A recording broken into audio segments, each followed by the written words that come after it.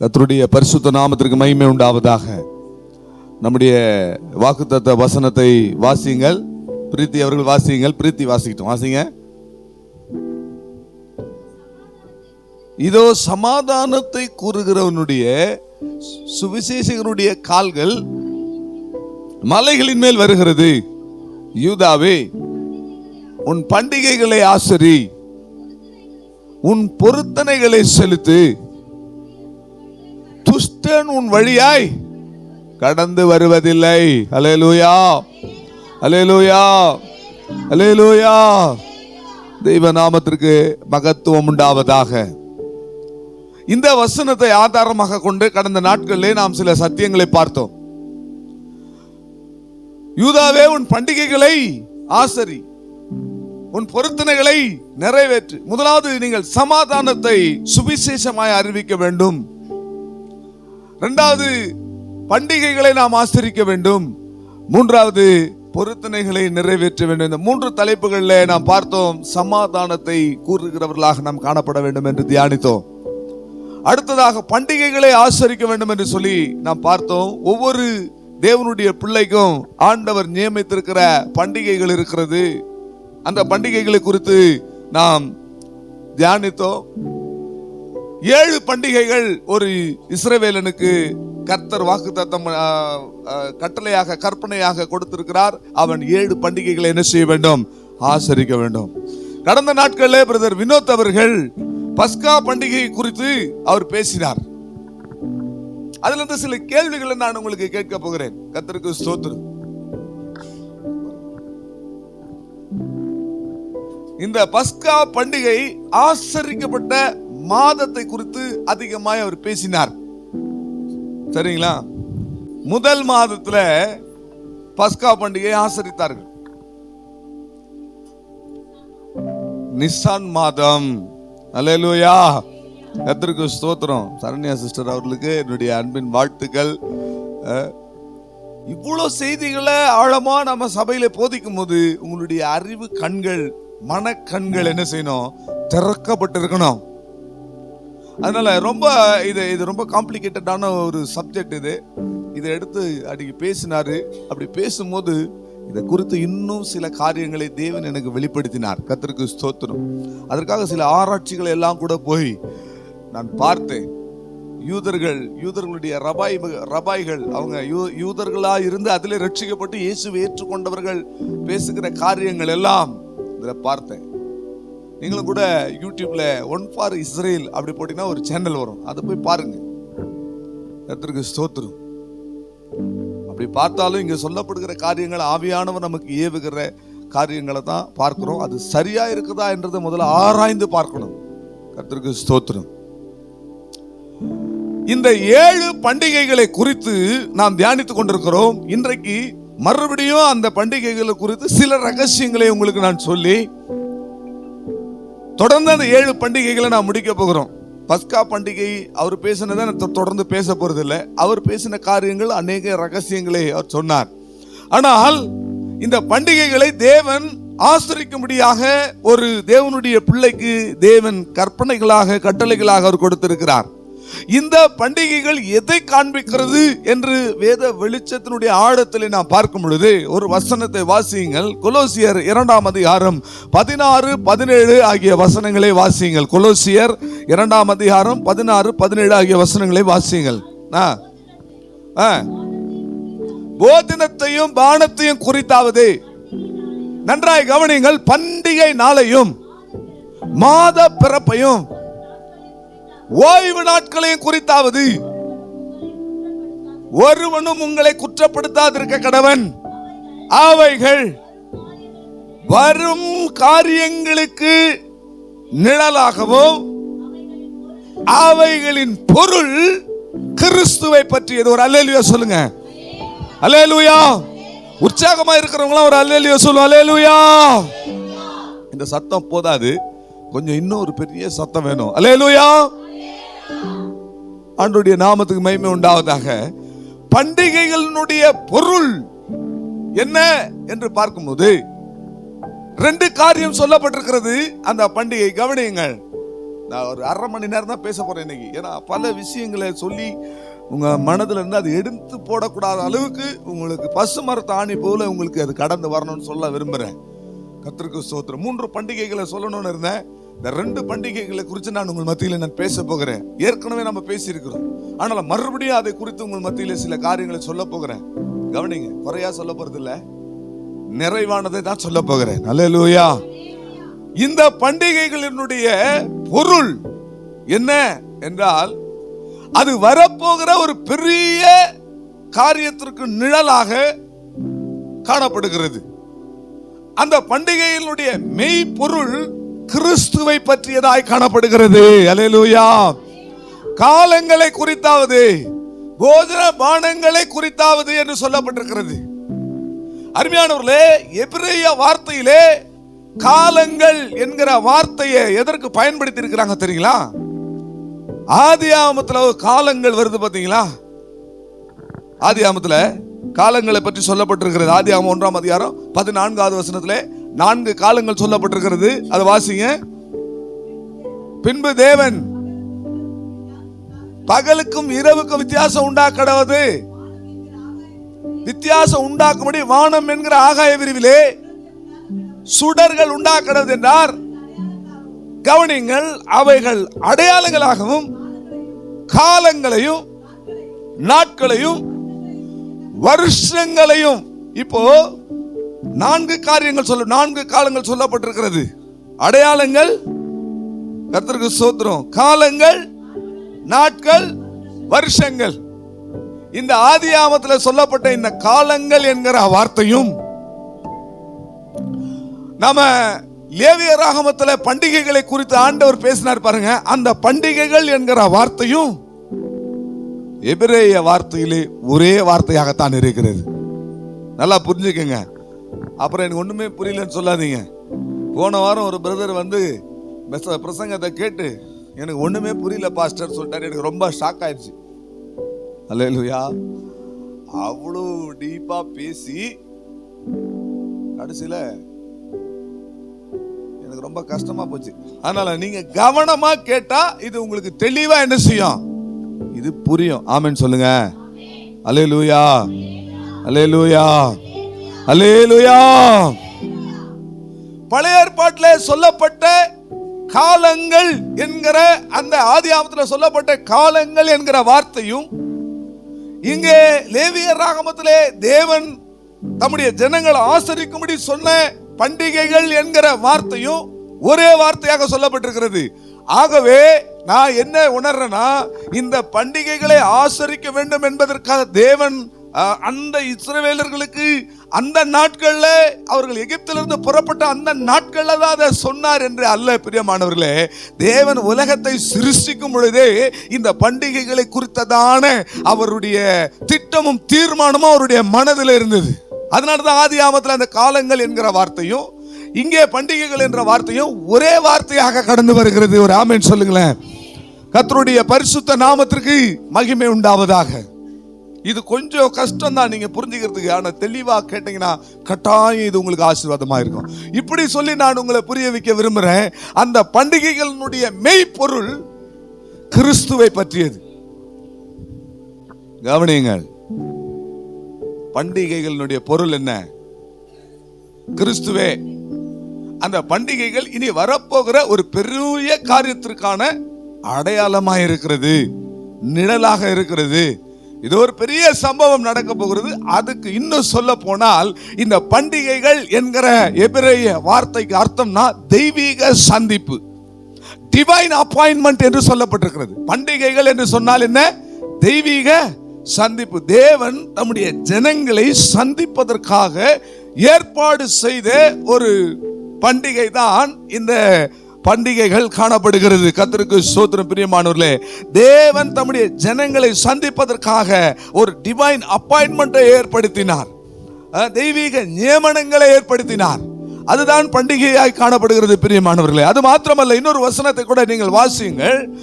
லூக்கா 24ஆம் அதிகாரம் 27வது வசனத்தை பார்க்கும் பொழுது, லூக்கா 24ஆம் அதிகாரம் 27வது வசனத்தை, மோசே முதலிய சகல தீர்க்கதரிசிகளும் எழுதின வேத வாக்கியங்கள் எல்லாம் தம்மை குறித்து சொல்லியவைகளை இங்க இயேசு சொல்லுகிற வசன வேதம் சொல்லுகிற காரியம் என்ன? மோசே முதலிய தீர்க்கதரிசிகள் சொல்லிய காரியங்கள் எல்லாம் யாரை பற்றியது? என்னை பற்றியது என்று இயேசு சொல்லுகிறார். பண்டிகைகள் யாரை பற்றியது? இயேசுவை பற்றியது. நன்றாய் கவனியுங்கள். எத்தனை பண்டிகை இருக்கு? 7 பண்டிகை இருக்கு. இந்த 7 பண்டிகையும் யாரை காண்பிக்கிறது? இந்த 7 பண்டிகை இயேசுவை காண்பிப்பது மாத்திரமல்ல, இனி வரப்போகிற ஒரு பெரிய பண்டிகையினுடைய ஒத்திகையா இருக்கிறது. நான் பல முறை ஆராதனையில சொல்லியிருக்கேன். இந்த ஆராதனை நாம எங்க பிராக்டிஸ் பண்றோம். இந்த ஆராதனை என்ன? ஒரு பிராக்டிஸ் பண்றோம். எதற்கு பிராக்டிஸ்? மேல பேர் பெரிய ஆராதனையில கலந்துக்க போறோம். அந்த ஆராதனைக்கான ஒரு பிராக்டிஸ் தான் இந்த ஆராதனை சொல்றோம். அதுபோல இந்த பண்டிகை இனி வரப்போகிற ஒரு பெரிய பண்டிகைக்கு ஒத்திகையாக காணப்படுகிறது. பிராக்டிஸ் பண்றாங்க.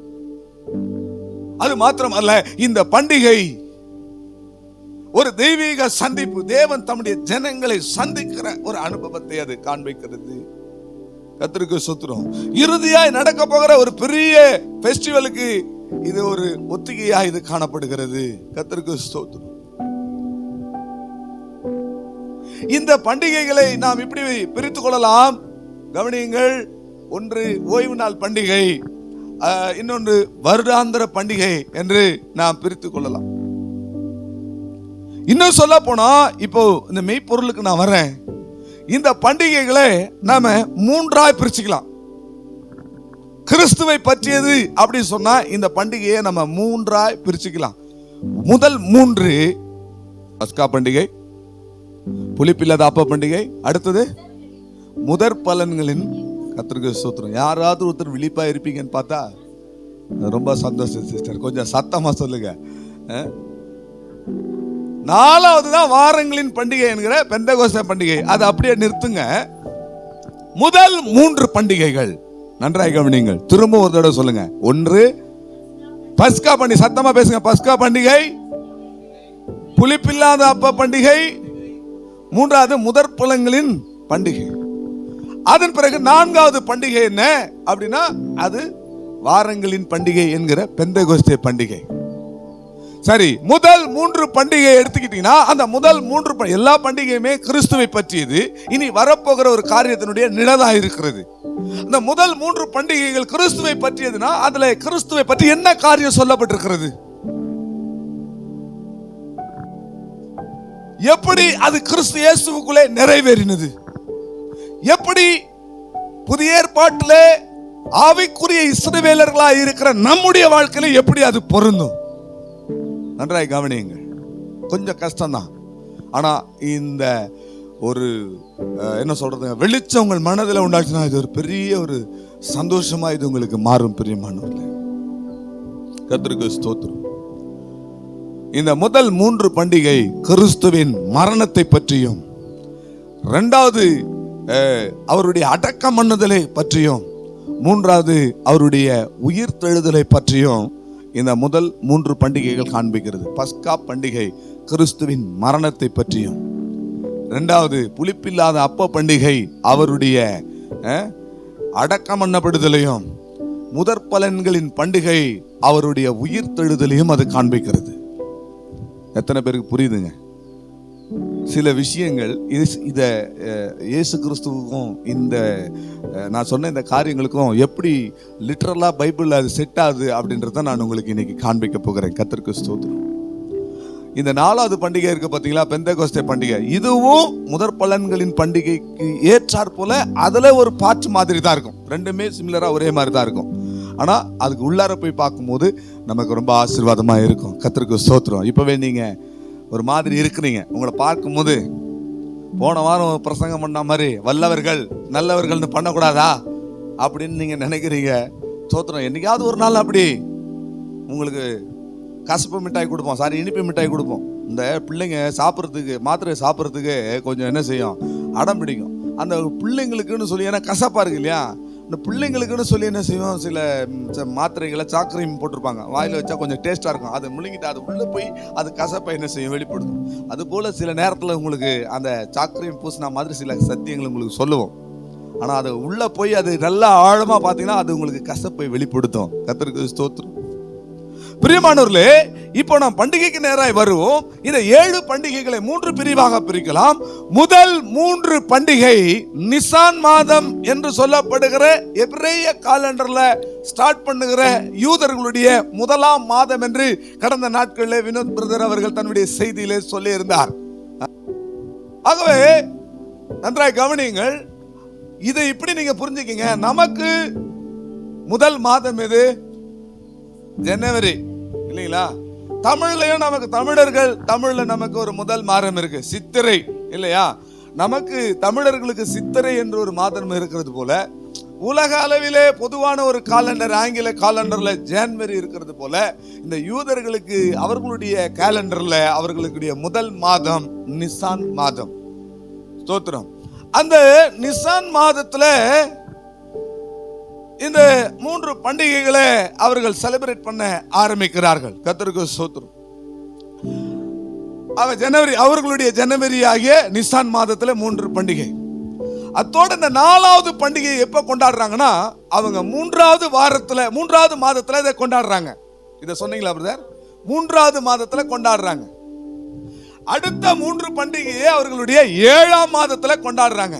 இதெல்லாம் கடந்த நாட்களில் வினோத் பிரதர் ரொம்ப தெளிவாக பேசி இருந்தார். கர்த்தருக்கு ஸ்தோத்திரம். இதுல இன்னும் சில விஷயங்களை சொல்றேன். இந்த பண்டிகைகளை அவங்க ஆசரிக்கும் போது அவர்களுக்குள்ளே சில எண்ணங்கள் இருந்தது, அதாவது சில விஷயங்களை சார்ந்து ஆசரித்தார்கள். முதலாவது பண்டிகை அந்த முன்மாரி மழையோடு சம்பந்தப்பட்ட ஒரு பண்டிகையா இருந்தது. கடைசி 3 பண்டிகை பின்மாரி மழையோடு சம்பந்தப்பட்ட ஒரு, நம்ம ஊர்ல எப்படி மழை பெஞ்சா கடவுள் ஆசீர்வதிச்சிட்டாருன்னு சொல்லி நம்ம ரொம்ப செலிப்ரேட் பண்றோம். மழையை கடவுளுக்கு இணையாகவே நம்ம என்ன செய்யறோம் பார்க்கிறோம். அது போல யூதர்களுக்கு அந்த பண்டிகையை ஆசரிக்கும் போது இந்த மழை பெஞ்சிருச்சுன்னா அவங்களுக்கு ரொம்ப ரொம்ப சந்தோஷமாயிடும்.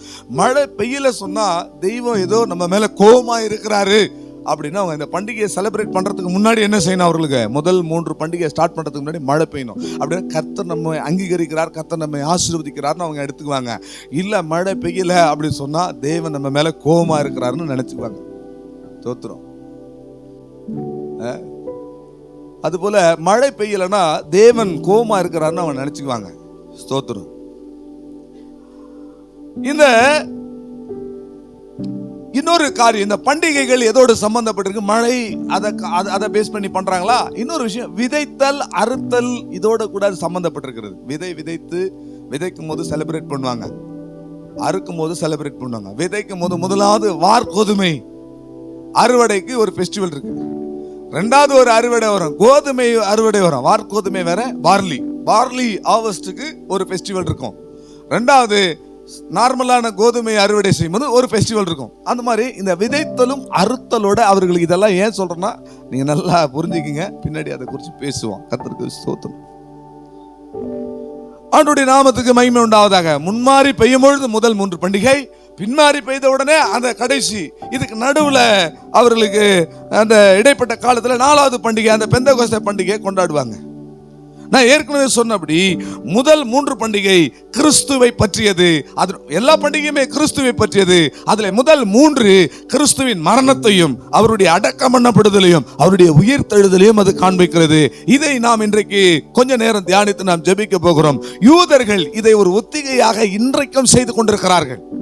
இப்ப நெத்தனியாகு சமீபத்தில் ஒரு அறிக்கை விட்டிருக்கிறாரு, எங்களுடைய இறை தூதர் எங்களை ரட்சிக்க வருவார்னு சொல்லி சொன்னாரா இல்லையா?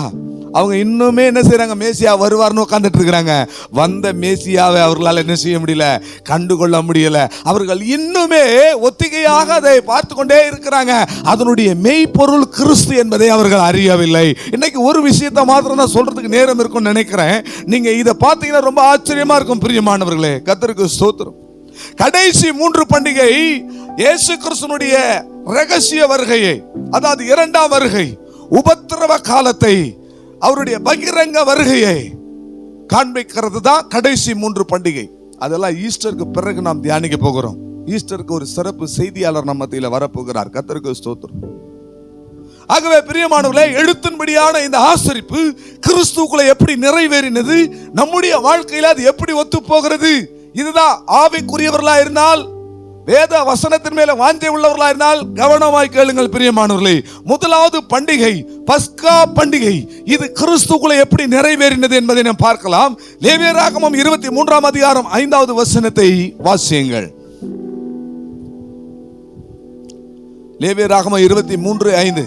முதலாம் மாதம் என்னைக்கு? 14ஆம் தேதி அந்தி நேரமாகிற வேளையிலே கர்த்தருடைய பஸ்கா பண்டிகையை ஆசரிக்க வேண்டும். நாம் கவனியுங்கள், எந்த தேதியில? முதலாம் மாதத்திலே 14ஆம் தேதியில என்ன செய்ய வேண்டும்? இதை நீங்கள் இந்த பண்டிகையை நீங்க செலிப்ரேட் பண்ணணும். யாத்ராகமம் 12ஆம் அதிகாரம் 3வது வசனத்திலே இந்த பஸ்கா பண்டிகைக்கான இந்த ஆட்டுக்குட்டியை வாங்க வேண்டிய ஒரு காலத்தை சொல்லி இருக்கிறாங்க. அதை வாசிங்க. 10ஆம் தேதி வீட்டு தலைவர்கள் போதுங்க, புரிஞ்சு கொள்ளுங்க. இந்த பஸ்காவை ஆசரிப்பதற்கு நீங்கள் என்னைக்கு? முதலாம் மாதம் 14ஆம் தேதியில என்ன செய்யணும்? நீங்க ஒரு ஆட்டுக்குட்டியை நீங்க என்ன செய்யணும்? வாங்கணும். சாரி, 14ஆம் தேதி என்ன செய்யணும்? செலிப்ரேட் பண்ணணும். ஆனா அந்த 14ஆம் தேதியை செலிப்ரேட் பண்றதுக்கு அந்த ஆட்டுக்குட்டியை நீங்க எப்ப வாங்கணும்? 10ஆம் தேதி வாங்கணும். எத்தனை நாளுக்கு முன்னாடி வாங்கணும்? 4 நாளுக்கு முன்னாடி வாங்கணும். ஏன் அப்படி செய்யணும்னா, இந்த ஆட்டுக்குட்டியை வாங்கிட்டு வந்து நீங்க வீட்டுல கட்டி, இதுல ஏதாவது ஒரு பழுது இருக்கிறதா, ஏதாவது ஊனம் இருக்கிறதா, ஏதாவது ஒரு அங்கவீனம் இருக்கிறதா, ஏதாவது வியாதி இருக்கிறதா, நோய் இருக்கிறதா, இல்ல நொண்டியா இருக்கிறதா, ஆண்டவருக்கு பலியிடும் போது பழுதற்ற ஒரு பலியை நீங்க என்ன செய்யணும்? செலுத்தணும். இதுல ஏதாவது பிரச்சனை இருக்குதா, இந்த 4 நாளும் இந்த ஆட்டை நீங்கள் என்ன செய்யணும்? சோதனை பண்ணணும். நீங்கள்லாம் இஸ்ரவேலர்கள் வாங்கிட்டு வரணும். பிரதான ஆசாரியன் வந்து இந்த ஆட்டை பார்த்து இது நல்லா செக் பண்ணி இதை பரிசோதித்து இது பர்ஃபெக்டா இருக்கு, இதை நீங்க என்ன செய்யலாம்? நீங்க பஸ்கா பலியாக இதை நீங்கள் தெரிந்து கொள்ளலாம்னு ஃபைனலா என்ன செய்யணும்?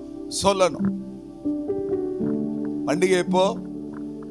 எத்தனை சிஸ்டர் சொல்லுங்க. பண்டிகை எப்போ? நிசான் மாதம். தோத்திரம். நான் இனி ஒவ்வொருத்தரையும் கேள்வி கேட்பேன். அம்மா சிஸ்டர் சொல்லுங்க, பண்டிகை என்னைக்கு? என்ன தேதியில? முதலாம் மாதம் 14ஆம் தேதி. ஆட்டை எப்ப நீங்க வாங்க போறீங்க? 10ஆம் தேதி வாங்கி என்ன பண்ணணும்? பழுது இருக்கான அதை பரிசோதிக்கணும், இன்ஸ்பெக்ஷன் பண்ணணும். சரியா? கவனமா இருக்கு. 14ஆம் தேதி சூரியன் அஸ்தமிக்கும் போது அதை பலி செலுத்தி நீங்க பஸ்காவை நீங்கள் ஆசரிக்க வேண்டும். கர்த்தருக்கு ஸ்தோத்திரம். இந்த 14ஆம் தேதி ஸ்டார்ட் பண்ணி முடியும் போது அவங்களுக்கு the very next day அவங்களுக்கு வந்து புளிப்பில் அப்ப பண்டிகை பின்னாடியே ஸ்டார்ட் ஆயிடும். நம்ம ஊர்ல பொங்கல், பெரும் பொங்கல், மாட்டு பொங்கல், காணும் பொங்கல், அப்படியே 1 by 1 வந்துருது பார்த்தீங்களா? அது போல அவர்களுக்கு இந்த 3 பண்டிகை, இந்த பஸ்காவை செலிப்ரேட் பண்ணி முடிக்கிற வெரி நெக்ஸ்ட் டே, அடுத்த நாளே அவங்களுக்கு புளிப்பில் அப்ப பண்டிகை என்ன செஞ்சிடும்? ஸ்டார்ட் ஆயிடும். யூதர்களுடைய நாள் கணக்கையும் நீங்க தெரிஞ்சுக்கணும். யூதர்களுடைய நாள் கணக்கு எப்படி தெரியுங்களா? ஒரு நாள் நமக்கு எப்போ ஸ்டார்ட் ஆகுது? ஒரு நாள் எப்போ ஸ்டார்ட் ஆகுது? 12 மணி மிட் நைட், அதான் நடு இரவு 12 மணிக்கு நமக்கு ஒரு நாள் ஸ்டார்ட் ஆகுது. ஆனா யூதர்களுக்கு அப்படி கிடையாது. நன்றாய் கவனிங்கள். யூதர்களுக்கு எப்ப தெரியுங்களா? சூரியன் அஸ்தமிக்குது பாருங்க, அப்போ ஒரு நாள் ஸ்டார்ட் ஆகும். 6 மணிலாம் நம்மளுக்கு தெரியல. சன் செட் ஆச்சுன்னா அவங்களுக்கு இன்னொரு நாள் என்ன செய்யும்? ஸ்டார்ட் ஆகும்னு அர்த்தம். ஏன் அப்படி அவங்க வச்சிருக்கிறாங்கன்னா அதுக்கு ஒரு ரகசியம் இருக்கு. ஏன்னா நன்றாய் கவனிங்கள். ஏன்னா ஒரு நாள் என்பது வேதம் அதை அவர்களுக்கு அப்படிதான் சொல்லுது. சாயங்காலமும் விடியற் காலமும் ஆகி முதலாம் நாள் ஆயிடுச்சு.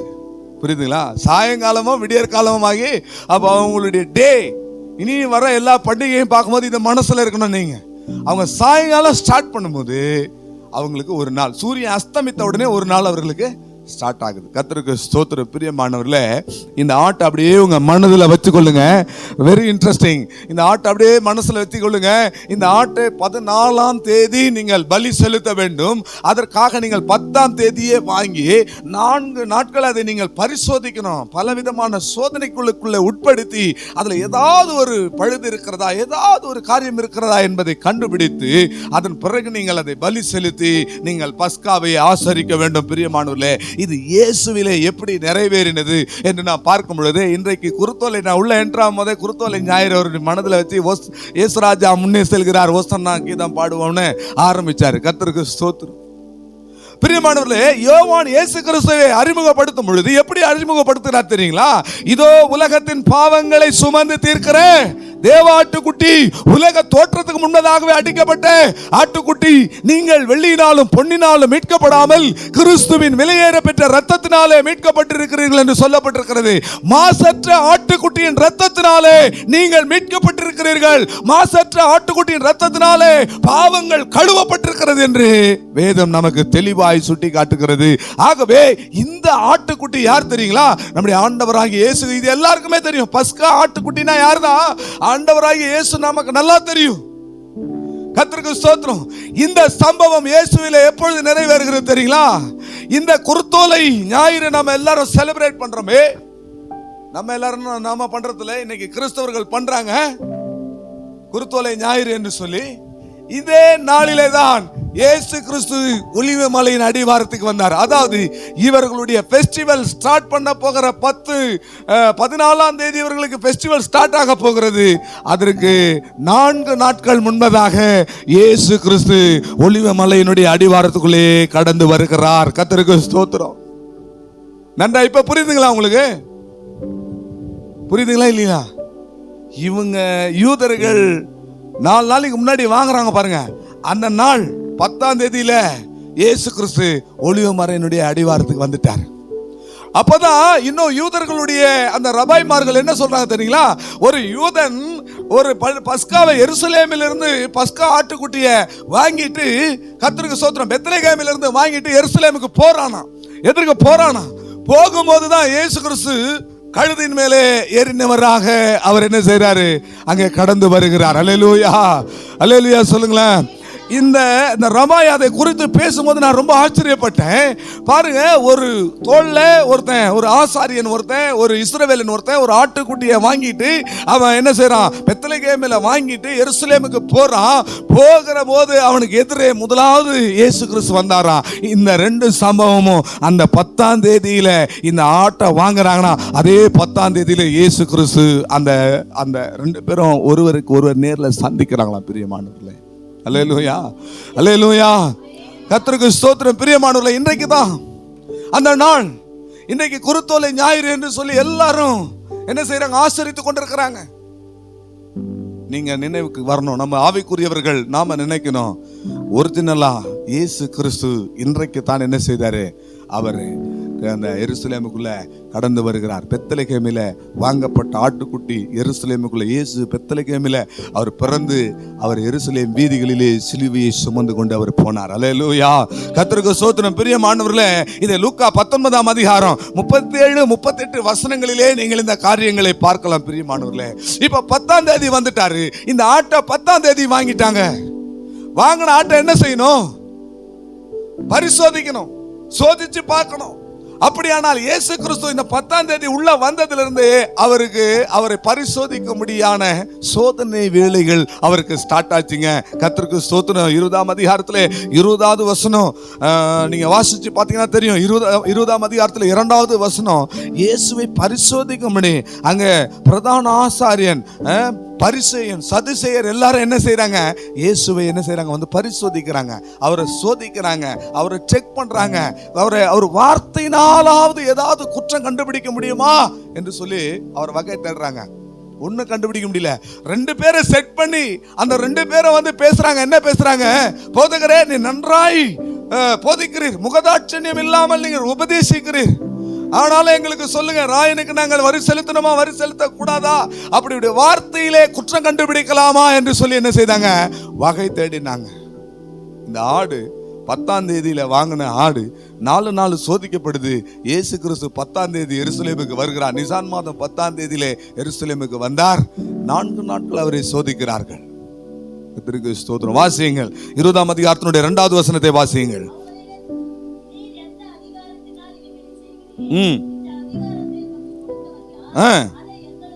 20வது வசனத்தை வாசிங்க. நீர் எந்த அதிகாரத்தில் இதை செய்கிறீர், அதை எங்களுக்கு சொல்லும். இந்த அதிகாரத்தை உமக்கு தந்தவர் யார் என்று அவரை சோதிக்கிறார்கள். அவர் சமயம் பார்த்து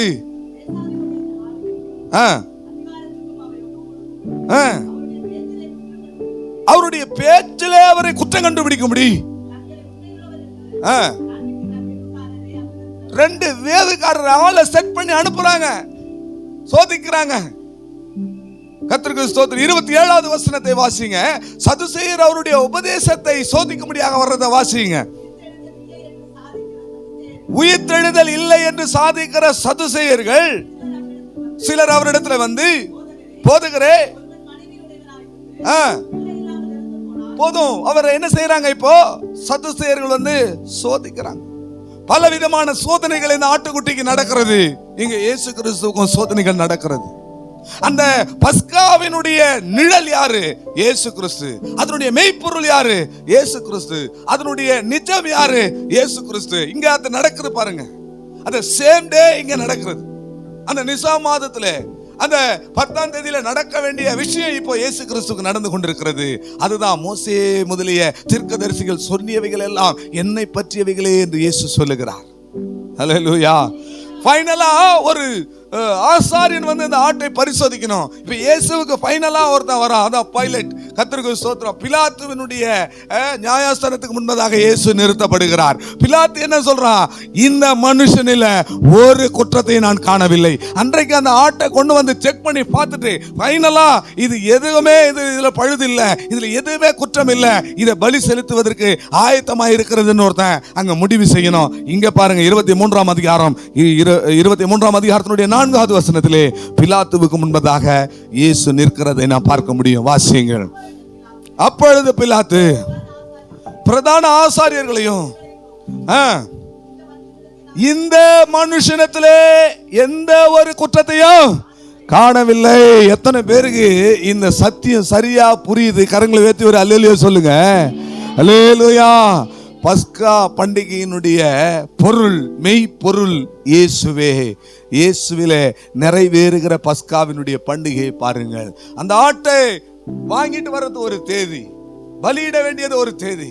அதே தேதியில இயேசு எருசலேமுக்கு வந்தார். அதே தேதியிலே அவர் பலியிடப்பட்டார். அந்த ஆடு பரிசோதிக்கப்பட்டது. இந்த இயேசு கிறிஸ்துவும் பரிசோதிக்கப்பட்டார். அந்த ஆடு ஃபைனலாக இதுல எந்த ஒரு குற்றமும் இல்லை, எந்த ஒரு பழுதும் இல்லை என்று சொல்லி ஆசாரியனாலே முடிவுக்கு கொண்டு வரப்பட்டது. இங்கே பிலாத்து இயேசு கிறிஸ்துவில் எந்த குற்றத்தையும் காணவில்லை என்று சொன்னார். ஆகவே இயேசு கிறிஸ்துவே பழுதற்ற மெய்யான ஜீவ பலி ஆயிருக்கிறார். அல்லேலூயா. இந்த பஸ்கா ஆட்டுக்குட்டியினுடைய பலி இயேசுவில் எப்படி நிறைவேறினது என்று பார்த்தோம். நம்முடைய வாழ்க்கையில் எப்படி நிறைவேறுகிறது? வெரி சிம்பிள், எல்லாருக்குமே தெரியும். சமீபத்தில் ஒரு யூடியூப்ல ஒரு பிரசித்தி பெற்ற ஒரு சம்பவம் போட்டிருந்தாங்க. எல்லாரும் நீங்களும் பார்த்துருப்பீங்க. அமெரிக்காவில் புகழ்பெற்ற ஒரு ஜட்ஜி ஒருத்தர் இருந்தார். அந்த ஜட்ஜி வந்து எல்லாருக்கும் நல்ல தீர்ப்பை வழங்கினார். எத்தனை பேருக்கு தெரியும் அந்த ஜட்ஜை? நீங்க பார்த்துருப்பீங்க. நல்ல தீர்ப்பு என்ன செய்தார்? எல்லாருக்கும் வழங்கினார். மனிதாபிமானத்தோட வழங்கினார். சிலர் அந்த ஃபைனை ஏற்றுக்கொள்ள முடியாததுனால இவர் தீர்ப்பு எழுதிட்டாரு, இந்த குற்றத்துக்கு இதுதான் தண்டனை, நீங்க இவ்வளவு அபராதம் செலுத்தணும் அப்படின்னு சொல்லி எழுதிட்டு அந்த அபராதத்தை செலுத்த முடியாத பட்சத்தில் அந்த ஜட்ஜி என்ன செய்தார் தெரியுங்களா? தானே இறங்கி வந்து அந்த அபராதத்தை அவர் செலுத்தினார். பிரியமானவர்களே, ஆகவே மனுக்குலத்தின் மீது விழுந்த தண்டனை என்ன தெரியுங்களா? மரணம். மனுக்குலத்தின் மீது விழுந்த பெரிய தண்டனை என்ன? மரணம். அது என்ன மரணம்? மாம்சத்தில் ஏற்படுகிற மரணம் அல்ல, தேவனை விட்டு நித்திய காலமாய் பிரிக்கப்படுகிற நித்திய மரணத்தை அன்பு காண்பிக்கிறது. தேவனை விட்டு பிரிக்கிற நித்திய காலமாக விலகி போகிற அந்த நித்திய மரணம் தான் மனுக்குலத்தினுடைய வீழ்ச்சிக்கு, பாவத்திற்கு தண்டனையாக நீதி உள்ள நியாயாதிபதியாய் தேவன் விதித்திருந்தார். அந்த தண்டனையை இயேசு கிறிஸ்து என்ன செய்தாரு? நமக்காக அதை என்ன செய்தாரு? ஏற்றுக்கொண்டார். அல்லேலூயா. தன்னையே ஒரு குற்ற நிவாரண பலியாக என்ன செய்தாரு? தன்னையே பாவ நிவாரண பலியாக தன்னை ஒப்பு கொடுத்தார். பிரியமானவர்களே, நீங்க கற்பனை பண்ணி பாருங்க, பரலோகத்தில் ஒரு கோர்ட் இருக்கு, அங்க பிதாவாகிய தேவன் நியாயாதிபதியாக இருக்கிறார், நீதிபதியாக இருக்கிறார். குமாரனாகிய கிறிஸ்து நல்ல ஒரு வழக்கறிஞராக இருக்கிறார். பிசாசு நம்முடைய எனிமியாக, அதாவது பிசாசு குற்றஞ்சாட்டுகிறவனாக காணப்படுகிறான். பைபிள் படிக்கிறவங்களுக்கு நான் சொல்ற விஷயம் வரும்போதே மனசுல வசனம் வரும். பிசாசு எப்பொழுது என்ன செய்வான்? குற்றப்படுத்துவான். இரவும் பகலும் சகோதரர் மேல் குற்றம் சாட்டுகிறவன் தாழ தள்ளப்பட்டு போனான் என்று சொல்லி வேதம் சொல்லுகிறது. ஆகவே மனு குலத்தின் மீது விதிக்கப்பட்ட ஒரு பெரிய தண்டனை என்ன? பாவத்தினுடைய தண்டனை என்ன? மரணம். நான் திரும்பவும் சொல்றேன், அந்த மரணம் சரீரத்தில் ஏற்படுகிற மரணம் அல்ல, அது நித்திய மரணம். அந்த நித்திய மரணம் என்பது தேவனை விட்டு நிரந்தரமாக பிரிக்கப்படுவதுதான் நித்திய மரணம். கர்த்தருக்கு ஸ்தோத்திரம். இப்போ பிசாசு குற்றம் சாட்டுகிறான். என்ன குற்றம் சாட்டுவான் தெரியுங்களா? என்ன குற்றம் சாட்டுவான் நினைக்கிறீங்க? பிசாசு என்ன குற்றம் சாட்டுவான்? என்னை குறித்து, உங்களை குறித்து என்ன குற்றம் சாட்டுவான்? கர்த்தருக்கு ஸ்தோத்திரம். நான் பல முறை சொல்லி இருக்கிறேன், பிசாசு விழுந்து போனது கீழ்ப்படியாமையினால, பெருமையினால, இந்த பல காரியங்கள் இருந்தாலும் மெயின் ரீசன் ஒன்று இருக்கு. அவன் என்னன்னா, தேவனை போல மாறணும்னு தான் அவன் என்ன செஞ்சான்? ஆசைப்பட்டான். இந்த கனியை புசிக்கும் நாளிலே உங்கள் கண்கள் திறக்கப்படும், நீ என்ன செய்வ? சாகவே சாவதில்ல, மாறா நீ தேவனை போல மாறுவேன்னு சொன்னான். புரியுதுங்களா? யாரை பார்த்து சொன்னான்? ஏவாளை பார்த்து சொன்னான், நீ தேவனை போல மாறுவேன். அதே பாவத்தை தான் அவனும் செஞ்சான். நான் உன்னதமானவருக்கு ஒப்பாவேன், நான் வானங்களுக்கு மேலாக ஏறுவேன். இப்போ பிசாசு செஞ்ச பாவம் என்ன? தேவனை போல தேவனாக மாறணும்ன்றது தான் அவனுடைய எண்ணம். மனுஷன் செஞ்ச பாவம் என்ன? மனுஷனுக்கு ஒரு ஆசை, இதை சாப்பிட்டா நீ கண் திறக்கப்பட்டு தேவனை போல, ஆண்டவரே சொல்றாரு, இவன் நன்மை தீமை அறிகிற இந்த விருட்சத்தின் கனியை புசித்து நம்மில் ஒருவனை போல மாறினான்னு ஆண்டவரே சொல்றாரு. அப்ப இவன் ஆசைப்பட்டது, வள்ளி சிஸ்டர் எதுக்கு ஆசைப்பட்டான்? பிசாசு எதுக்கு ஆசைப்பட்டான்? தேவனை போல மாறணும். மனுஷன் எதுக்கு ஆசைப்பட்டான்?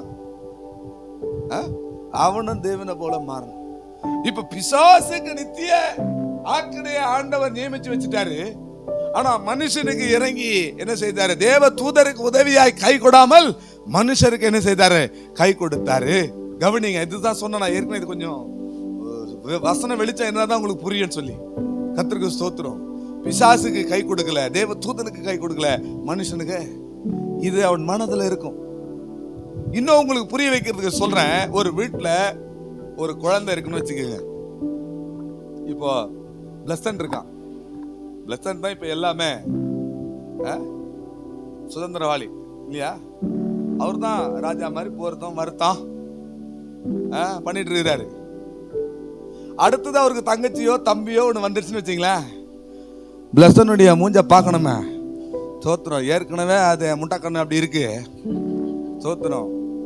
நெக்ஸ்ட் ஒன்று வந்துருச்சுன்னா, நீங்களே பார்த்துருப்பீங்க, நிறைய பெற்றோர் இருப்பீங்க, பிள்ளைகளை பெற்றெடுத்த தகப்பன்மார்கள், தாய்மார்கள் இருப்பீங்க. ஒரு குழந்தை பிறந்து அப்படி இருக்கும்போது யாருமே கவனிக்காத நேரத்தில் பெரியவன் வந்து சின்னவனை கிள்ளி விட்டு போயிடுவான். நடந்திருக்கா? ஆமா. ஏன்னா இவ்வளவு நாள் அவனுக்கு எல்லாமே அவன் தான். ஆனா இப்ப நெக்ஸ்ட் இன்னொரு ஆள் அவனுடைய சந்தோஷத்தை பங்கு போடுறதுக்கு இன்னொரு ஆள் வந்துட்டாங்க. அதுபோல முதல்ல அவன் தான் சிருஷ்டிக்கப்பட்டான். கர்த்தருக்கு ஸ்தோத்திரம். அவன் தான் எல்லாமே, செல்ல பிள்ளை எல்லாமே இருந்தான். ஆனா ரெண்டாவதா ஒரு ஆளை கிரியேட் பண்ணி அவனை, அந்த தேவதூதனை வந்து நீ இந்த மனுஷனுக்கு போய் பணிவிடை செய்ய அனுப்பிச்சு விட்டார் பாருங்க. அவன் இப்ப நம்மளை கிள்ளினே இருக்கிறான். அல்லேலூயா சொல்ல மாட்டீங்களா? எத்தனை பேருக்கு புரியுதுங்க? ஆண்டவருடைய நாமத்துக்கு மகிமை உண்டாகட்டும். அவன் என்ன செய்வான்? குற்றம். இப்ப எனக்கு நரகம், நீ நீதி உள்ள தேவன், நியாயாதிபதி அங்க உட்காந்துருக்கிறாரு. நீ நீதி உள்ள தேவன், எனக்கு நரகத்தை. நானும் உண்மை போல மாறணும்னு ஆசைப்பட்டேன், எனக்கு நரணும். இவனும் உண்மை போல மாறணும்னு ஆசைப்பட்டான், இவனுக்கு மட்டும் நித்திய ஜீவனா? பாரு அவன் என்ன பண்றான் பாரு. சுவாதி என்ன பண்ணிட்டு பாரு. இவனுக்கு நித்திய ஜீவன் கொடுக்க போறியா? பிரின்ஸ் என்ன பண்ணிட்டு இருக்கு பாரு. நித்திய ஜீவன் கொடுக்க போறியா? இங்க வந்து பாட்டு பாடுது, ஆனா வீட்டுல அவங்க அம்மா எடுத்து பேசின்னு இருக்குது. நித்திய ஜீவன் கொடுக்க போறியா? அப்ப நீ நீதி உள்ள தேவனா? இரவும் பகலும், நான் எக்ஸாம்பிளுக்கு சொல்றேன், புரியுதுங்களா? இரவும் பகலும் குற்றஞ்சாட்டினே இருக்கிறான். எனக்கு நரகம், இவனுக்கு நித்திய ஜீவனா, இவனுக்கு பரலோகமா? ஏன்னா யோபுவை பார்த்து சொல்றானே, நீ எல்லாம் வேலி அடிச்சு வச்சுக்கிற, அதனால தான் அவன் என்ன செய்யறான்? சுகமா இருக்கிறான். கொஞ்சம் வேலையை பிடிக்க பாரு, அவன் என்ன பண்றான் பாரு. இது மாதிரி ஒரு ஆர்குமெண்ட் மேல போயிட்டே இருக்குங்க. கவனமா இருங்க. கர்த்தருக்கு ஸ்தோத்திரம். இரவும் பகலும் குற்றஞ்சாட்டுகிறவன், ஸ்தோத்திரம், நடந்துட்டே இருக்கு. சண்டே நீங்க சர்ச்சுக்கு வந்துடுறதுனால வந்து பரலோகம் போயிட போறீங்கன்றது கிடையாது. அங்க கோர்ட்ல அங்க ஒரு வழக்கு போயிட்டே இருக்கு. உங்களுக்காக ஒருத்தன் என்ன செஞ்சிட்டு இருக்கிறாங்க? வழக்காடிட்டே இருக்கிறான். ஸ்தோத்திரம். நான் என்ன சொல்றேன்னா, உங்களை குற்றப்படுத்துறவன் பூமியிலே இருக்கும் போது பரலோகத்துல இரவும் பகலும் குற்றச்சாட்டுகிறான். அதனால ரொம்ப கவனமா இருக்கணும். நீங்க தேவன் எல்லாவற்றையும் பாக்குறாரு. நான் ஏதோ பேசுறேன், ஆனா ஒரிஜினலா உங்களுக்கு ஆண்டவருக்கு தான் தெரியும். நீ ஆண்டவரை ஆராதிக்க வரலன்னா என்ன, எதனால வரலன்றது கர்த்தருக்கு தெரியும். அல்லேலூயா. ஆனா நீங்க எல்லாமே உங்களுக்கு சௌகரியமா இருந்து நீங்க தேவனை ஆராதிக்க முடியல அப்படி சொன்னா, பாருங்க, நீங்க வந்து அவனுக்கு ஆசீர்வாதத்தை கொடுத்துருக்கீங்க, நித்திய ஜீவனை கொடுத்துருக்கீங்க, நீங்க எல்லாமே பண்ணிருக்கிறீங்க. ஆனா அவன் என்ன பண்ணிட்டு இருக்கிறான்? ஆனா அவனுக்கு வந்து நீங்க வந்து பரலோகத்தை தரப்போறீங்களா? அப்ப எனக்கு நீ நீதி உள்ள தேவன், நீதி உள்ள தேவன், அவர் நீதி உள்ள நியாயாதிபதி இல்லையா? அவர் அநீதியா என்ன செய்ய முடியாது. அவன் தேவனை குற்றப்படுத்தணும்னு தான் பார்ப்பான். நீதி உள்ளவர் ஜட்ஜி, அதாவது முதல்ல தீர்ப்பு சொல்றவங்க அவங்க எந்த குற்றமும் சாட்டப்படாதவங்களா இருக்கணும். அல்லேலூயா. ஒரு தீர்ப்பு சொல்றாருன்னா அவர் மேல எந்த ஒரு குற்றமும் இருக்க கூடாது. அப்ப அவன் ஆண்டவரே குற்றப்படுத்துவான். இப்போ நான் ஒரு பாவியா இருந்து நான் என்னைக்கு வந்து நித்திய ஜீவனை கொடுத்துட்டாருன்னு வச்சுக்கீங்களா, அப்போ தேவன் என்ன ஆயிடுவாரு? அநீதி உள்ளவரா மாறிடுவாரு. அவர் அநீதி உள்ளவரா மாறினா இவனுக்கு இருக்கிற ஆக்கணில இருந்து இவன் என்ன செஞ்சிருவான்? தப்பிச்சிடுவான். அதுல நம்ம பாவிதான், மீறுதல் தான், அக்கிரமம் தான். ஆனா இயேசு கிறிஸ்தாக நடுவில் நின்று மத்தியஸ்தராய் நின்று நமக்காக பேசுறாரு. இவனுக்காக பலியான பஸ்கா ஆட்டுக்குட்டி நான் தான். இவன் செலுத்த வேண்டிய மரணம் என்கிறதான அந்த தண்டனைக்கு இவன் செலுத்த வேண்டிய கிரயத்தை நான் என்ன செய்துட்டேன்?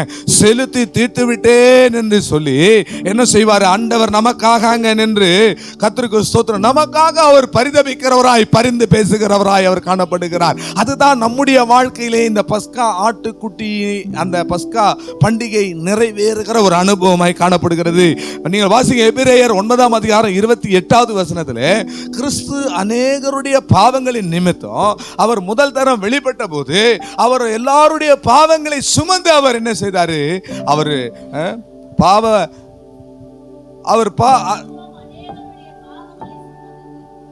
முதல் தரம் ஒரே தரம் எல்லாருடைய பாவங்களை சுமந்து தீர்க்கும்படி பலியிடப்பட்டார்.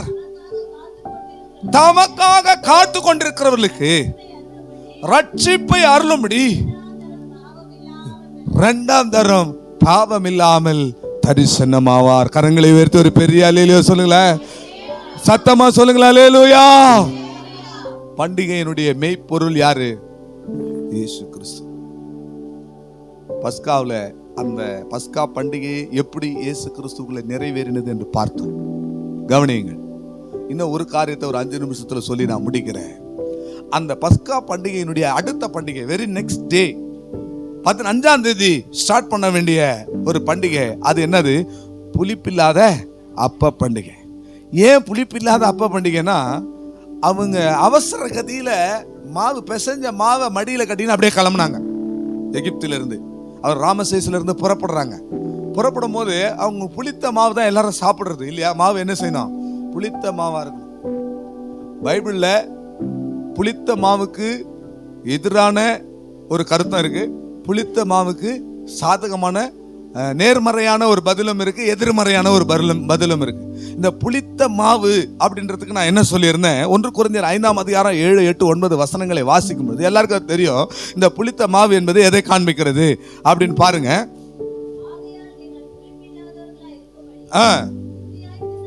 புதிதாய் பிசைந்த மாவா இருக்கும்படி கழுத்து போடுங்கள், ஏனெனில்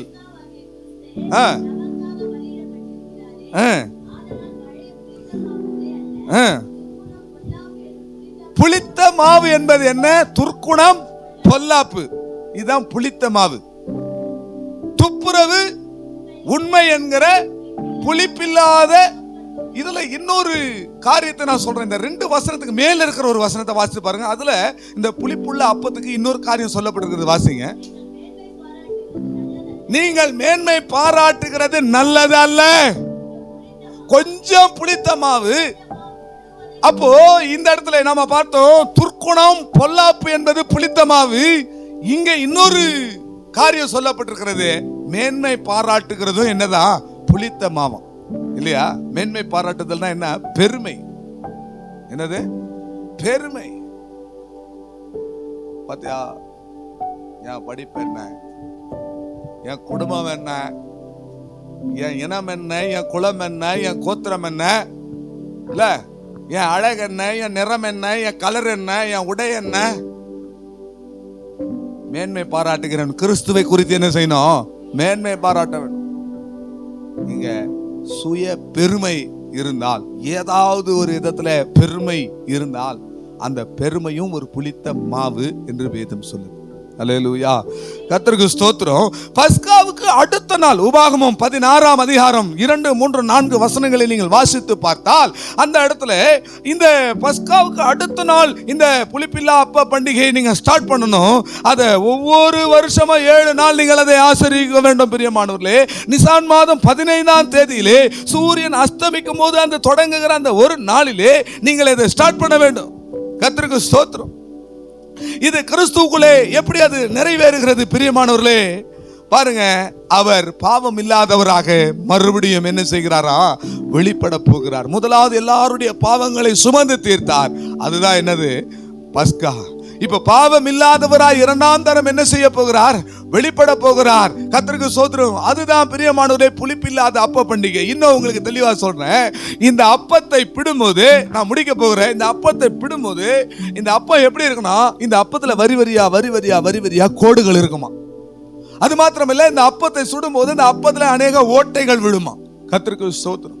இதுதான் கிறிஸ்துவில் நிறைவேறிய அந்த புளிப்பில்லாத, பழுதற்ற, துப்புரவான, உண்மை உள்ள ஒரு ஜீவ அப்பம் இயேசு கிறிஸ்து. நானே ஜீவ அப்பம் என்று சொன்னாரே, அந்த இயேசு கிறிஸ்து தான் புளிப்பில்லாத அப்பமா இருக்கிறார். அந்த அப்பத்துல விழுந்த கோடுகள் சுமார் இயேசு கிறிஸ்துவனுடைய சரீரத்தில் 400க்கும் மேற்பட்ட கோடுகள் அடித்ததுனால அவருக்கு சரீரத்தில் உண்டானதா. எண்ணில் அடங்காத ஓட்டைகள் அவருடைய சரீரத்தில் உண்டானதா. பிரியமானவர்களே, இது எதை காண்பிக்கிறது? அவருடைய தழும்புகளாலே நாம் சுகம் என்கிற அந்த உன்னத அனுபவத்தை காண்பிக்கிறது. தெய்வீக சுகம் என்பது பிள்ளைகளுடைய அப்பம் என்று வேதம் சொல்லுகிறது. ஆகவே இயேசு சிலுவையிலே வாரடிகளை பட்டு தன்னுடைய சரீரத்தை அவன் படைசால் போட்டு உழுகிறது போல அவருடைய முதுகை உழுதார்கள் என்று நாம் பார்க்கிறோம். கர்த்தருக்கு ஸ்தோத்திரம். அடிக்கிறவனுக்கு தன்னுடைய முதுகையும் தன்னுடைய தாடியின் மயிரை பிடித்து இழுக்கிறவர்களுக்கு தன் தாடி ஒப்பு கொடுத்தார் என்று சொல்லி பார்க்கிறோம். அவருடைய முகத்தை துப்பும் போது அவருக்காக தன்னுடைய முகத்தை கற்பாரி போல மாற்றினார் என்று பார்க்கிறோம். ஆகவே இந்த அப்பமானது இயேசு கிறிஸ்துவினுடைய சரீரம் நம்முடைய பாவங்களுக்காக மாத்திரமல்ல, நம்முடைய சாபங்களுக்காக மாத்திரமல்ல, நம்முடைய நோய்களுக்காகவும் நம்முடைய வியாதிகளுக்காகவும் நம்முடைய பலவீனங்களுக்காகவும் அவர் காயங்களை தன்னுடைய சரீரத்தில் ஏற்றுக்கொண்டார் என்பதை தான் இந்த புளிப்பில்லாத அப்பம் காண்பிக்கிறது. அல்லேலூயா. நல்லா கவனிங்க. இந்த அப்பத்தை பிட்டு யூதர்கள் என்ன செய்வாங்க? ஒரு பாதியை வீட்டில் இருக்கிற எல்லாரும் சாப்பிடுவாங்க. அது கிறிஸ்து, நான் முன்னாடி சொன்னேன், அவர் கிறிஸ்துவின் மரணம் பஸ்கா பண்டிகை. இப்போ புளிப்பில்லாத அப்ப பண்டிகையானது அவர் அடக்கம் பண்ணப்படுதலை காண்பிக்கிறது. கர்த்தருக்கு ஸ்தோத்திரம். அதை பிட்டு குடும்பத்தில் இருக்கிற எல்லாரும் சாப்பிடுவாங்கன்னா, அவர் சிலுவையில ஜீவனை விட்ட போது அவர் என்ன செய்தார்? முதலாவது அவர் பாதாளத்தினுடைய ஆழத்துக்கு இறங்கி அங்கே சிறைப்பட்டவர்களுக்கு சுவிசேஷத்தை பிரசங்கித்தார். அந்த அனுபவத்தை அது காண்பிக்கிறது. ரெண்டாவது இருக்கிற ஒரு துண்டு, அந்த வீட்டினுடைய தலைவர், குடும்ப தலைவர் என்ன செய்வாரா, ஒரு லெனின் கிளாத்ல சுற்றி வீட்டில் இருக்கிற ஏதாவது ஒரு யாரும் பார்க்காத ஒரு மறைவான இடத்துல அதை ஒளிச்சு வச்சிருவாராம். யூதர்களுடைய வழக்கம் இது. வேதாகமத்தில் இல்லை, ஆனால் யூதர்கள் இன்றைக்கும் அதை செய்து கொண்டிருக்கிற ஒரு வழக்கமாக வச்சிருக்கிறாங்க. அதை ஏதாவது ஒரு ஓரத்தில் வச்சிருவாங்க.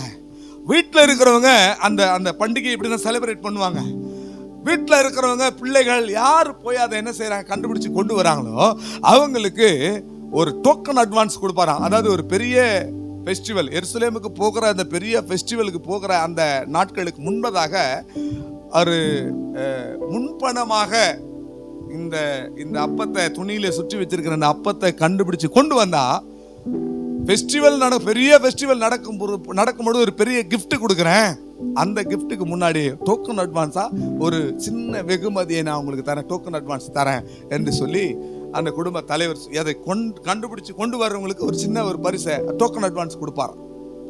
ஆனா முழுமையான பரிசு அல்ல, அந்த பெரிய பரிசுக்கு ஒரு சின்ன வெகுமதி அன்றைக்கு கொடுப்பாராம். இது நன்றாய் கவனியுங்கள்.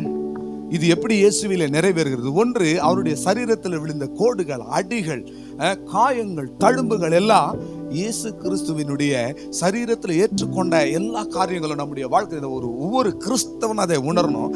இயேசு சிலுவையிலே ஏற்றுக்கொண்ட வாரடிகள் நம்முடைய பலவீனங்களுக்காக, வியாதிகளுக்காக, நோய்களுக்காக என்பது உண்மையானால் நீங்கள் அதை உரிமை பாராட்டுவது உங்கள் மேல் விழுந்த கடமை. அல்லேலூயா. நீங்கள் பலவீனத்தோட, வியாதியோட போராடும் பொழுது இந்த அப்பத்தை நீங்கள் நினைவு கூறணும். இந்த தெய்வீக சுகம் என்கிற அப்பத்தை நீங்கள் நினைவு கூறணும். இயேசு தன்னுடைய சரீரத்தில் ஏற்றுக்கொண்ட காயங்களையும், தழும்புகளையும், மாரடிகளையும், ஓட்டைகளையும் நீங்கள் என்ன செய்யணும்? நினைவு கூர்ந்து உங்கள் தெய்வீக சுகத்தை பெற்றுக்கொள்வது உங்களுடைய உரிமையா இருக்கிறது. இதை நன்றாய் செவியில ஏற்றி மனதில் நிறுத்துங்க. கர்த்தருக்கு ஸ்தோத்திரம். அல்லேலூயா. இதை விட ஒரு பெரிய காரியம் என்ன இருக்குங்க? வேத வசனம் சொல்லுது, என் தழும்புகளாலே நீங்கள் சுகமாவீர்கள்.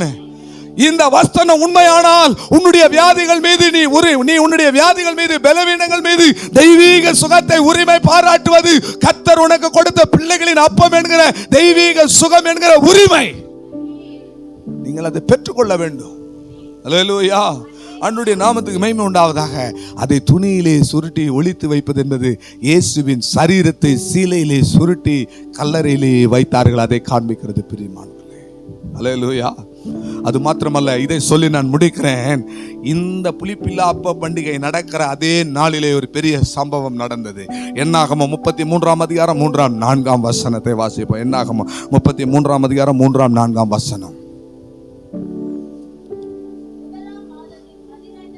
முதலாம் மாதத்தினுடைய 15ஆம் தேதியிலே ராமசேசை விட்டு புறப்பட்டார்கள். பஸ்கா பண்டிகையை எப்ப கொண்டாடினாங்க சிஸ்டர்? பஸ்கா பண்டிகை எப்ப கொண்டாடினாங்க? 14ஆம் தேதி.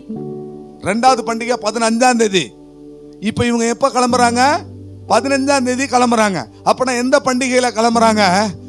இந்த புளிப்பில்லா அப்ப பண்டிகையில கிளம்புறாங்க. கர்த்தருக்கு ஸ்தோத்திரம். அப்படியானா அன்னைக்கு தேவன் செய்த காரியம் நம்முடைய வாழ்க்கையில இது எப்படி நடக்கிறது? முதல்ல அது ஒரிஜினலா இஸ்ரவேலர்கள் எப்படி இதை செலிப்ரேட் பண்றாங்க, அது கிறிஸ்துவில் எப்படி நிறைவேறினது, இப்போ நம்முடைய வாழ்க்கையில அது எப்படியாய் கிரியை செய்கிறது வாசிங்க. அந்த முதலாம் மாதம் 15ஆம் தேதியிலே அவர்கள் ராமசேசை விட்டு புறப்பட்டார்கள். பஸ்காவுக்கு மறுநாளிலே, அதாவது இந்த புளிப்பில்லா அப்ப பண்டிகை நாளிலே எகிப்தியர்கள் எல்லாரும் பார்க்க இஸ்ரவேல் புத்திரர் ஓங்கிய பயத்தோடும் பலத்த கையோடும் அவர்கள் ராமசேசை விட்டு எகிப்தை விட்டு புறப்படுகிறார்கள். அப்பொழுது எகிப்தியர் கர்த்தர் தங்களுக்குள்ளே சங்கரித்த தலைத்தன்களை எல்லாம், தலைப்பிள்ளைகளை எல்லாம் கர்த்தர் சங்கரித்தாரே, அவர்களை அடக்கம் பண்ணினார். அது மாத்திரம் அல்ல, எகிப்தின் தேவர்கள் மேலும் தேவன் நீதி செய்தாராம். அல்லேலூயா. பிரியமானவர்களே, நன்றாய் கவனியுங்கள். இந்த புளிப்பில்லா அப்ப பண்டிகையிலே நம்முடைய வாழ்க்கையிலே கர்த்தர் செய்கிற காரியம் என்ன? ஏன்னா 15ஆம் தேதி அவங்க கிளம்புறாங்க, புளிப்பில்லா அப்ப பண்டிகையில அவங்க கிளம்புறாங்க. அப்படி கிளம்பும் போது நமக்கு விரோதமாய் அந்த இஸ்ரவேலர்களை அடிமைப்படுத்தி வைத்திருந்த அடிமைத்தனத்தின் வல்லமைகளை எல்லாம் கர்த்தர் அடக்கம் பண்ணினார். உங்களை நீங்கள் உண்மையாகவே கிறிஸ்து இயேசுவுக்குள் இந்த புளிப்பில்லாத அப்ப பண்டிகையிலே நீங்கள் காணப்படுவீர்களானால் உங்கள்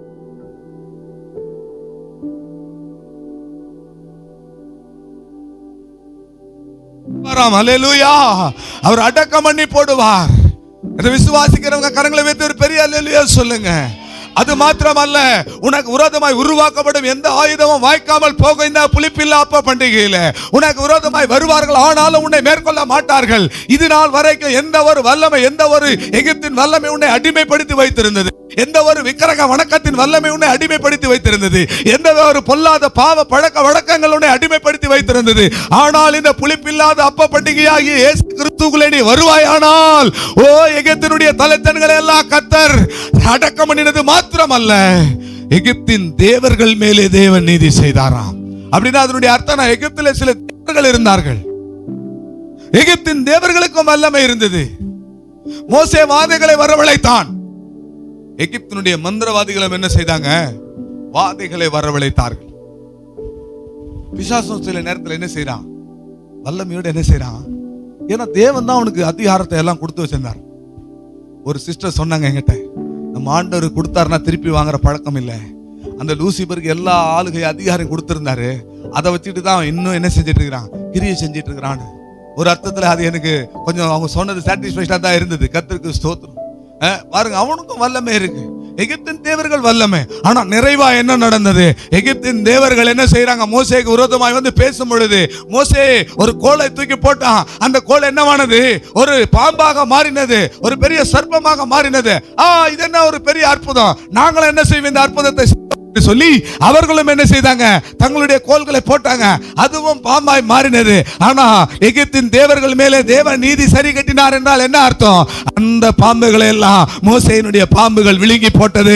ஃபைனலா மோசே அந்த வாளை பிடித்த போது, அந்த பாம்பினுடைய வாளை பிடித்த போது அது மோசேயினுடைய கையிலே மறுபடியும் கோலாய் மாறினது. அப்படின்னா என்ன பிரியமானவர்களே, இந்த புளிப்பில்லா அப்ப பண்டிகையிலே நீ கிறிஸ்துவோடு இணைக்கப்பட்டிருப்பாயானால் உனக்கு விரோதமாய் போராடுகிற எந்த ஒரு எகிப்தின் வல்லமையானாலும், எந்த ஒரு எகிப்தின் அதிகாரங்கள் ஆனாலும், எந்த ஒரு எகிப்தின் தேவர்கள் ஆனாலும் அவர்களுடைய காரியத்தை எல்லாம் கர்த்தர் நீதி சரி கட்டி அவர்கள் மேலே ஒரு ஆளுகையை தேவன் உனக்கு தருவார். அல்லேலூயா, அல்லேலூயா சொல்ல மாட்டீங்களா?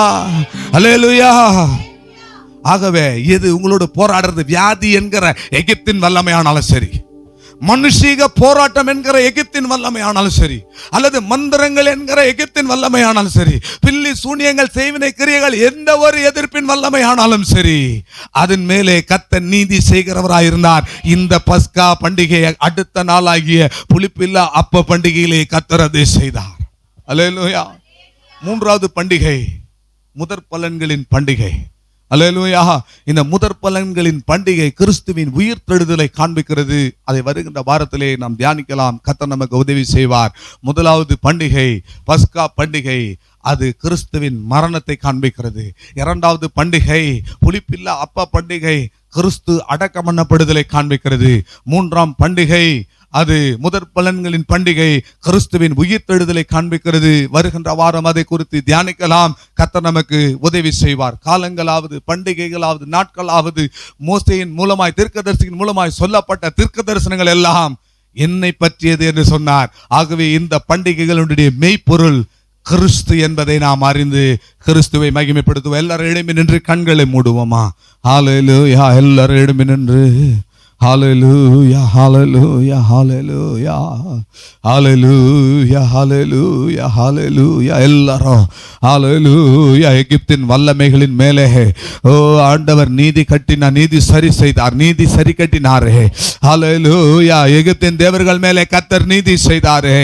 ஹல்லேலூயா. இன்றைக்கும் தேவன் நீதி உள்ளவராய் உன்னோடு கூட இருந்து உனக்கு விரோதமாய் அடிமைப்படுத்த நினைக்கிற, சிறைப்படுத்த நினைக்கிற எல்லா எகிப்தின் வல்லமைகளின் மேலே அவர் நீதி சரி கட்டுகிற தெய்வமாய் அவர் காணப்படுகிறாரு.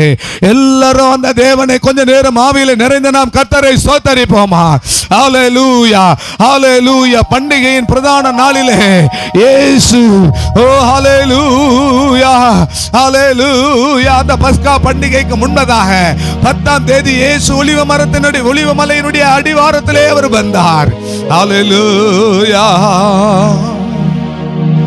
கிறிஸ்துவுக்குள்ளே நிறைவேறினது பிரியமானவர்களே, நமக்குள்ளேயும் இன்றைக்கு நிறைவேறி கொண்டே இருக்கிறது. யூதர்கள் இன்றைக்கு அதை அவர்கள் ஒரு சடங்காக எழுத்தின்படி அதை ஆசரித்துக் கொண்டிருக்கிறார்கள். கிறிஸ்துவுக்குள்ளே அது லிட்டரலாய் நிறைவேறி முடிந்து விட்டது. ஆவிக்குரிய அர்த்தத்திலே நமக்குள்ளே அது நடந்து கொண்டிருக்கிறது. ஹல்லேலூயா. நம்மை ஒப்பு கொடுப்போமா. ஹல்லேலூயா, ஹல்லேலூயா, ஹல்லேலூயா. எல்லாரும் ஆண்டவரை துதியுங்கள், கர்த்தரை உயர்த்துங்கள், அந்த மகத்துவத்தை எண்ணி ஆண்டவரை போற்றுங்கள். ஹல்லேலூயா. எகிப்தின் வல்லமைகள் உன்னை விட்டு விலகி போனது. பார்வோனுடைய வல்லமைகள் உன்னை விட்டு விலகி போனது. ஏன் சங்கார தூதன் உன்னை விட்டு விலகி போனான்? உன்னுடைய சங்கடங்கள் எல்லாம் விலகி போனது.